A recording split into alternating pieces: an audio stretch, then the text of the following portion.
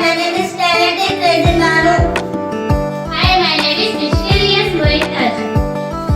Hi, my name is Bhavani Nandish. Hi, my name is Kain Kushal. ಇಂದು ನಾವು ಸಂಖ್ಯಾಗಣಗಳ ಬಗ್ಗೆ ಪರಿಚಯ ಮಾಡುತ್ತೇವೆ. ಒಂದು ಎರಡು ಮೂರು ನಾಲ್ಕು ನಾವು ಎಂಟು ಸಂಖ್ಯೆಗಳು ನಮ್ಮನ್ನು ಸಾಮಾನ್ಯ ಸಂಖ್ಯೆಗಳು ಎಂದು ಕರೆಯುತ್ತಾರೆ. ಎಂಟು ಸಂಖ್ಯೆಗಳಿಂದ ಸೂಚಿಸುತ್ತಾರೆ. ಒಂದು ಎರಡು ಮೂರು ನಾಲ್ಕು ಎಂಟು ಸಂಖ್ಯೆಗಳು ನಾವೆಲ್ಲ ಸಾಮಾನ್ಯ ಸಂಖ್ಯೆಗಳು.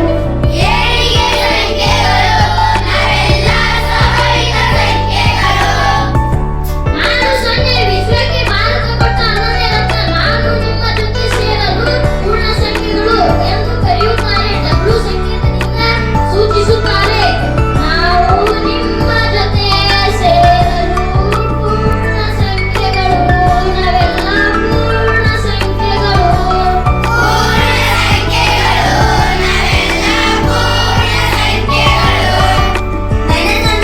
-3, -4 ನಾವು ಋಣ ಸಂಖ್ಯೆಗಳು. ನಾವು ನಿಮ್ಮ ಜೊತೆ ಸೇರಿದರೆ ಪೂರ್ಣಾಂಕಗಳೆಂದು ಕರೆಯುತ್ತಾರೆ. ಜಡ್ ಸಂಕೇತದಿಂದ ಸೂಚಿಸುತ್ತಾರೆ. ನಾವು ನಿಮ್ಮ ಜೊತೆ ಸೇರಲು ಪೂರ್ಣಾಂಕಗಳು ನಾವೆಲ್ಲ ಪೂರ್ಣಾಂಕಗಳು.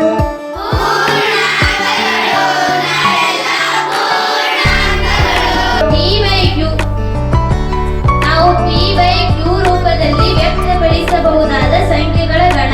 P ಮತ್ತು Q ಯಾವುದೇ ಪೂರ್ಣಾಂಕಗಳಾಗಿರಬಹುದು, ಆದರೆ Q ಮಾತ್ರ ಸೊನ್ನೆಯಾಗಿರಬಾರದು.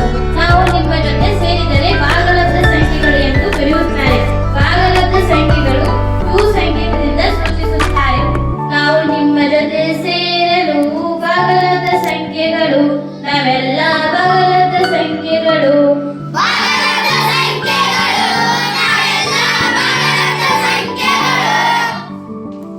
ಅಲ್ಲಿ ನೋಡು, ಯಾರು ಬೇಸರದಿಂದ ನಿಂತ ಹಾಗಿದೆ.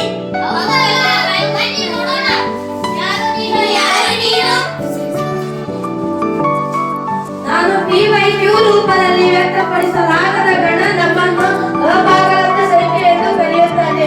ದಶಮಾಂಶ ವಿಸ್ತರಣೆಯನ್ನು ಹೊಂದಿರುವ ಸಂಖ್ಯೆಗಳಾಗಿವೆ. ನಮ್ಮನ್ನು ಸಂಖ್ಯೆಗಳಿಂದ ಸೂಚಿಸುತ್ತಾರೆ. ಅದು ಸರಿ.